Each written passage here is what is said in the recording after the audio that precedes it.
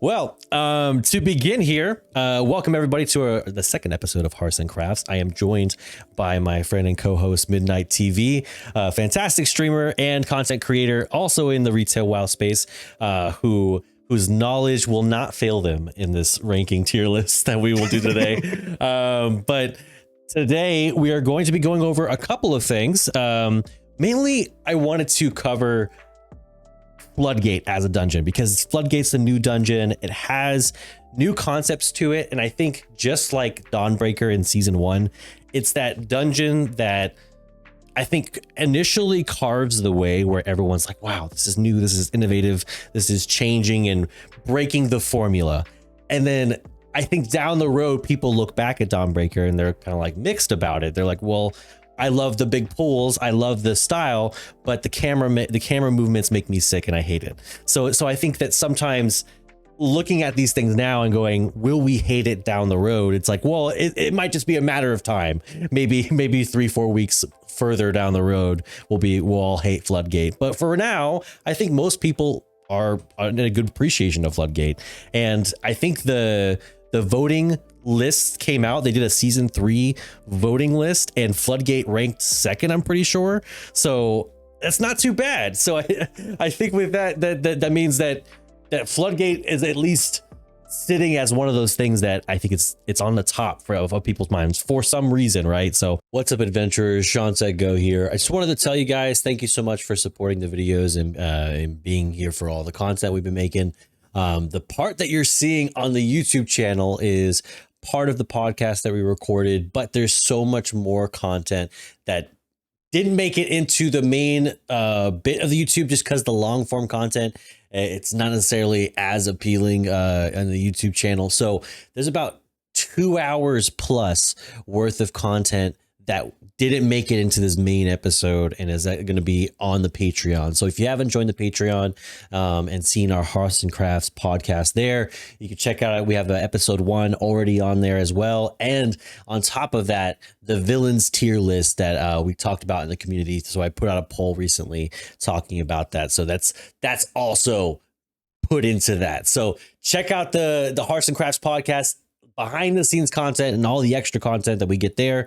And then of course, I'll see you back here on the rest of this video as well. All right, peace. We'll just hit the ground running here. So the article that I saw that spurred this conversation was this one right here.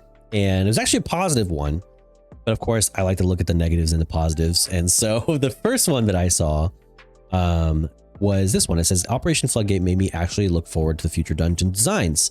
So seeing this, I wanted to see what other people were saying. And because my thoughts when I first ran Operation Floodgate is that I was like, I don't know if this is necessarily the dungeon style that I am in love with. I don't know if it gives off that same vibe that I know and love. But what are your thoughts, at least, I guess, what were your thoughts initially when you first saw Floodgate, whether that was the pre-patch or now into the season? So I've done Floodgate as a tank, DPS, and healer, both in mid and high keys. And Floodgate is actually a really great dungeon, just on its own, on paper and everything. Mechanically, it's very challenging, very entertaining. You've got different ways it's kind of classic when it comes to dealing with the trash packs and things of that nature.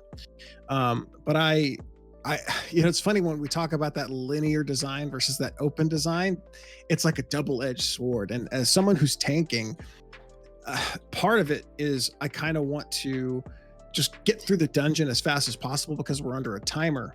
Yeah. However, I feel like Floodgate was designed under the premise of that survey that Blizzard came out with and said, would you prefer a timed or a death allowance? Like you can only have X amount of deaths. So I think like with Delves, right? Exactly. Yeah. So I feel like that open design would be best for a non-time dungeon, but I still think it works just because when I first got there, it was so open. It made me almost feel like the dungeon was an adventure. So the more I sat down and thought about it, the more I enjoyed it. At first I was like, where do I go? I need to type. It was kind of stressful. But then once you settle in, you're like, okay, mechanically and just by design, it's a damn good dungeon. It's no surprise it got second rank overall in terms of player voting. Yeah, rank 2 amongst the players. I have another video that I'm about to put out that's going to be talking about that rank list specifically. But in that video, the main conversation that a lot of people are having right now is that now in the Mythic Plus scene, we're seeing a lot of dungeons are kind of following one of two formulas: a linear dungeon with 3 bosses, or a less linear dungeon with 5 bosses. In this case, we get the 3 boss experience, I believe, right? 3 boss experience, or yeah, four boss experience, and then it's quite open ended. There's been, now that the videos are out and all the guides are out, we're seeing multiple route guides and tricks and sort of different routes, and people are loving it. But some of the people aren't necessarily in love with that style. I think there's a lot of people, myself included, that I don't necessarily see that same level of interest in there being like, you walk into a dungeon and then it's just like, where do I go? So I think that maybe that's part of like my old brain, where I'm just like, I need to have 2 walls and like in a tunnel that I need to go through. So I struggle with that, but maybe I just have like Mechagon and BRD like trauma that I just haven't resolved yet. so maybe that's the reason why. I think it's definitely polarizing in that aspect, because see, the WoW player base right now is conditioned to what's the path of least resistance. And when you have a linear dungeon, it's much easier to develop a path for that. Whereas Floodgate's kind of like the Siegecrafter Black Fusion counter. It's polarizing because there's like 50 different ways to tackle that boss. And I think that's a good thing for this dungeon overall. Like, there might be a strategy where you go after the bomb guy first, or maybe you cut across and don't pull Big Mama and kill those ads first, or there's always different ways of doing it. And while that might cause conflict, it adds complexity. And I think that breaks it from that straight up bull rush meta chasing type of play that WoW has been accustomed to. So I think this is a breath of fresh air in that aspect. Yeah, I think the only thing that kind of falls short for me, I think the vibes match exactly what they were going for with Undermine. I think a lot of the like beginning to end, you get a lot of things thrown in there that are very Goblin-esque. I think the part that I'm not a big fan of personally is when, especially as you get those higher tier mythics, where those trash pulls, while they can be very big, they start to feel very much like bullet sponges that just have tons of health. A lot of the mobs have mechanics that are very boss-like, and you're sitting there just mowing away at mobs, and then they throw mechanics at you that are actually like, you not only do you have to dodge, but then you also have to like directionally position yourself. You also have to prioritize. You also have to interrupt. And so even as like a DPS, it's like, it gets overwhelming to where it's like, even though it's only a 4 boss dungeon, it's still it feels very much like you're like it was with, what was the other one that got ranked pretty high? The Priory. It feels very much like Priory, where you have all these like sub bosses and sub goals mixed in the boss fights that make it feel very, I guess, meaty. It doesn't feel very empty. It's not like City of Echoes or City of Threads, where it was like, well, a lot of the in-between stuff is just kind of like nothing. It's like, it's not that big of a deal. This feels very, like, it feels like it's very thick, as far as there's tons of big meaty pools in there that have a lot of mechanics, it feels like, and it kind of gets exhausting. I guess to me, Floodgate, as much as it matches the vibe, I feel exhausted after running a Floodgate to me. Yeah, and I think that Floodgate is an advanced dungeon, and I think it kind of goes with the fact that it wasn't released at launch. It's not like this is a dungeon you level in and learn in. This is an advanced dungeon, and I feel like it does a very good job, like you said, interrupting and positioning during trash pulls, like those shredders that pop those drills up. They pop them right where you're standing. You always have to move. You're gonna take those damage. Blades. You gotta move. Yeah, those blades drive people nuts in hierarchies. But it's one of those things where it's an advanced dungeon. And I hope that one of the best things Blizzard does is when they release new dungeons mid-expansion.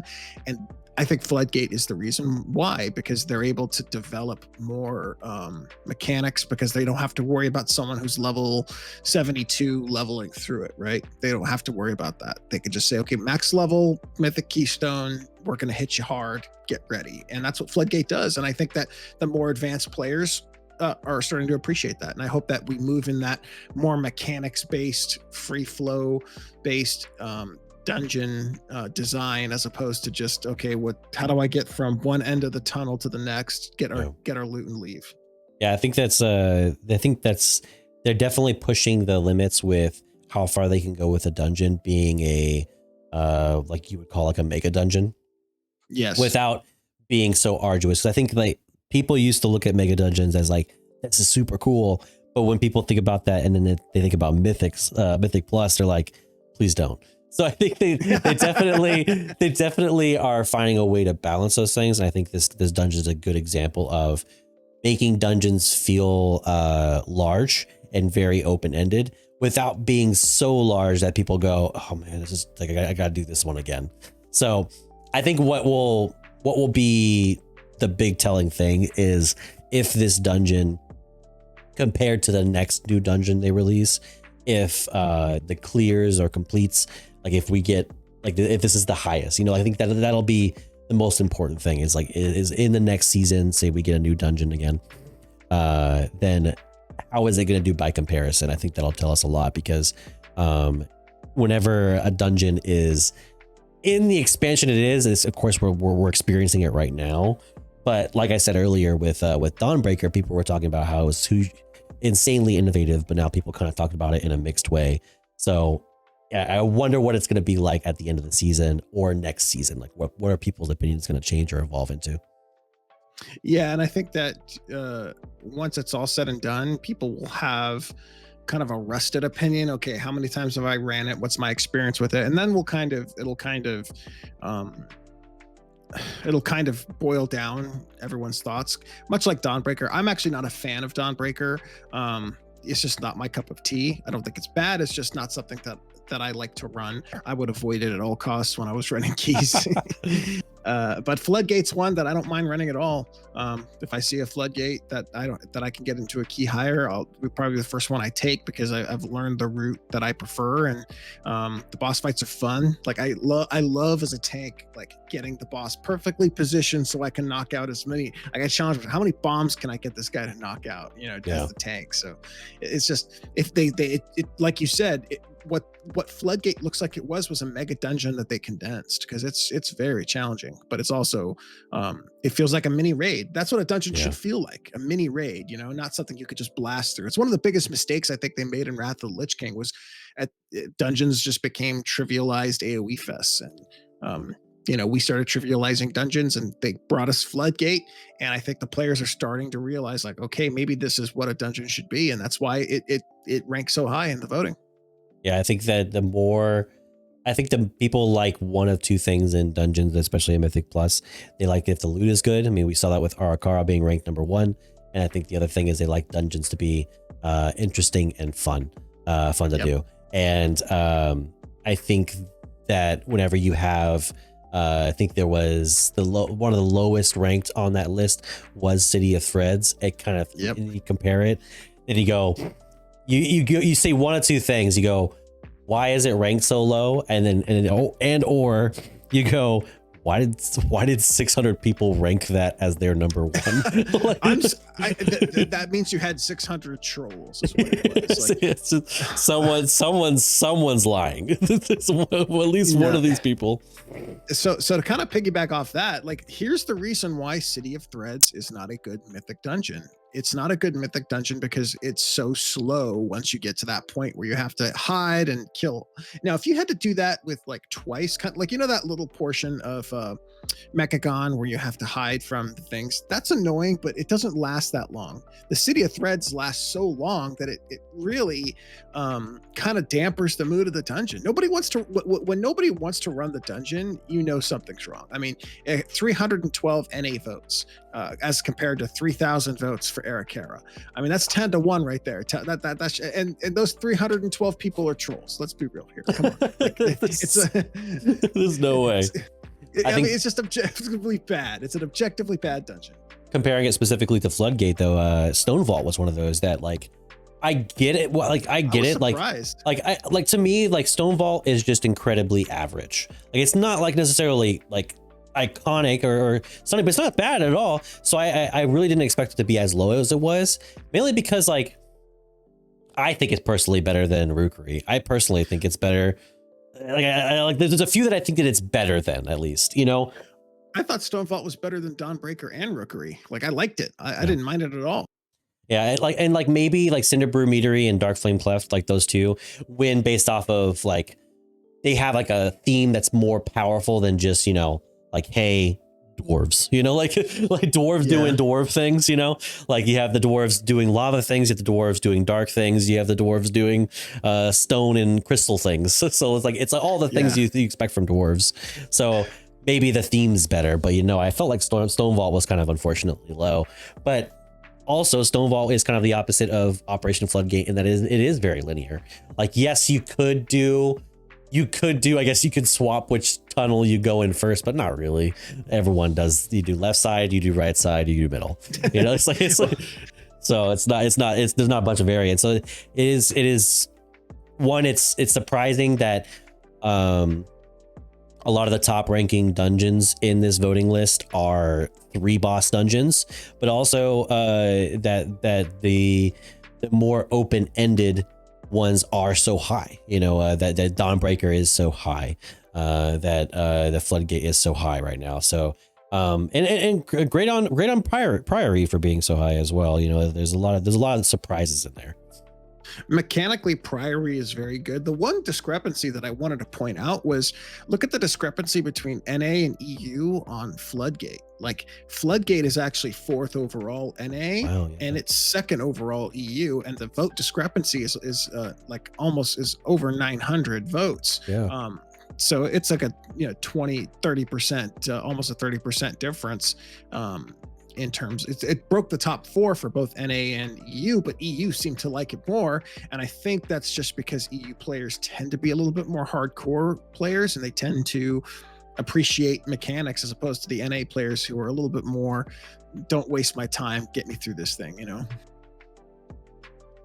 Sorry, I had a sneeze. I think the only one that compares, you know, now looking at it, is Dawnbreaker. Dawnbreaker is the only one where that flip-flops, where the NA chose decidedly more, but not even close to like 900, like nearly 1,000 vote difference. So yeah, so that's that. I didn't actually realize that at first, but yeah, no, I think that is surprising. I think part of it, you know, why I think we all have gone, like, the reason why people picked Arakara is because Sack Brood. I mean, it's kind of hard to ignore that was like an iconic trinket. But I think that it's great to see that there are some dungeons from season 1 that are making the cut otherwise, you know, and not just the ones that are currently being played. I don't think that we're going to get a season 3 with the same dungeons, but I think Floodgate has a very likely case.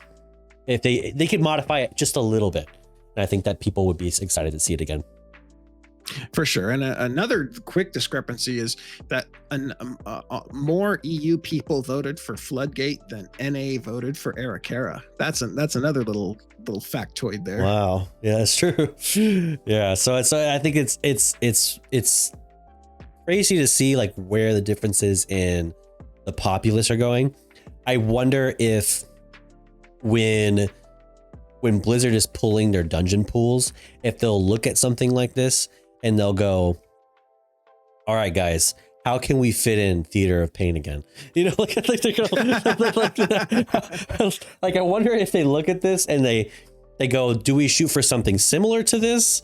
Or do we go, all right, this is on the brain, so we got to do something people aren't expecting? I wonder if they go against the curve or they go with the curve on this.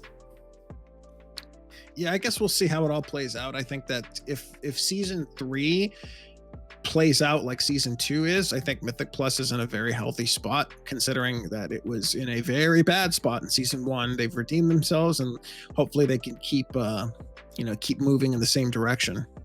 Yeah, I think that the main thing is like, I think that we talk about, this is a great dungeon, like how it's definitely broken sort of I guess the regularity that we've had a lot with some past seasons.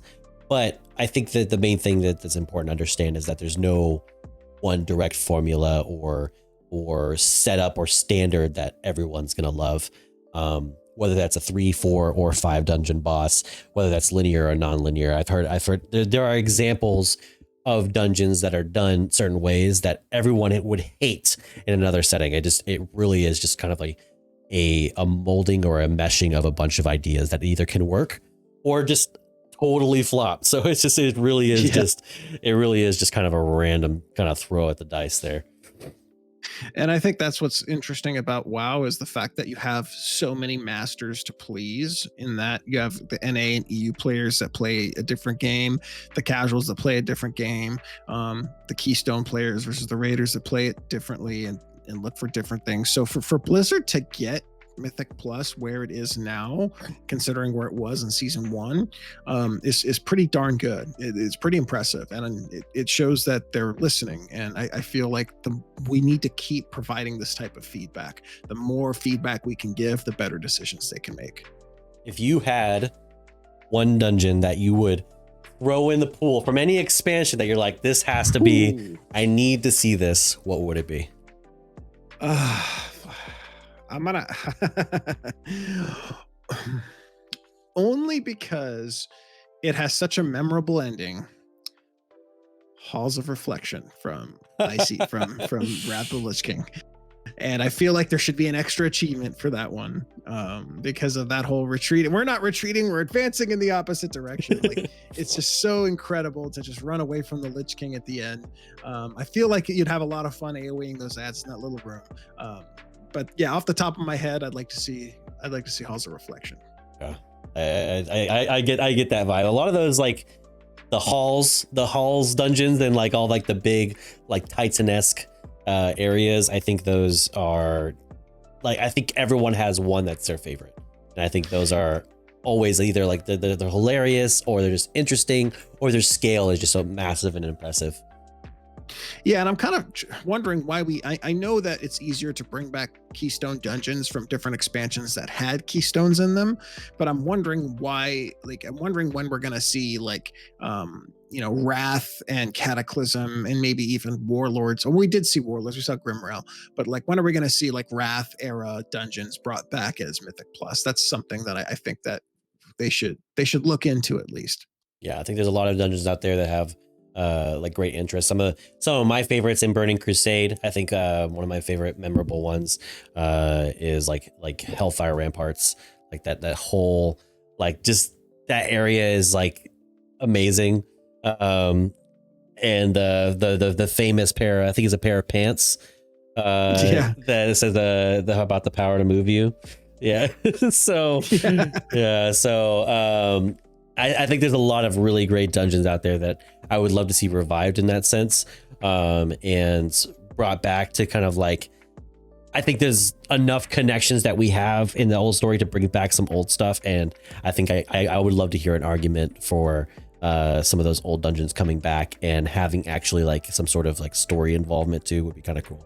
So I think that would be our, if we're looking at things that we would hope to see in the future in our season 3s and beyond. I think it's kind of seeing those old things come back and in these new like redone ways, just like Floodgate, kind of like having its own personal remastering would be kind of neat. And I wouldn't say no. So yeah. So, but that being said, that is the end of the podcast. Thank you to those who have subscribed or joined us on the Patreon. Of course, it is free to join. You can check out some of our questions as well as our polls and influence the things that we do on the podcast and talk about on the podcast. Of course, if you would like to join and talk about these things live on the podcast, as well as be a part of the conversation, of course, just reach out to me at ShawnSetGO. I love to have these conversations, and these conversations, as Midnight is very aware now. We've talked about these. We talk about these for hours, and it's literally endless. There's just so many conversations worth having, and so I appreciate Midnight coming on and talking to us today. And I think that we made a lot of great progress in talking about the game as it is now, as well as the game overall. So Midnight, once again, where can they find you? What are you up to? And what are some of the things that you're working on in these coming weeks? Well, you can catch me on twitch.tv/midnighttv. I've geared up my warrior tank, and I'm also gearing up a priest. So I'm going to be tanking and healing some high-end keys on my stream. So come check them out. I'm going to be posting some of the highlights and some of the harder upper keys on my YouTube channel. So I'll be posting some of that stuff on there, and maybe even updating my TikTok as well. I'm not, getting stuff on TikTok's a little harder because you got to convert it to that portrait ratio. Yeah, that portrait ratio or whatever. But yeah, I'll be running some higher end keys. So stay tuned for some tanking and healing action. Alrighty, folks, that is it for us today.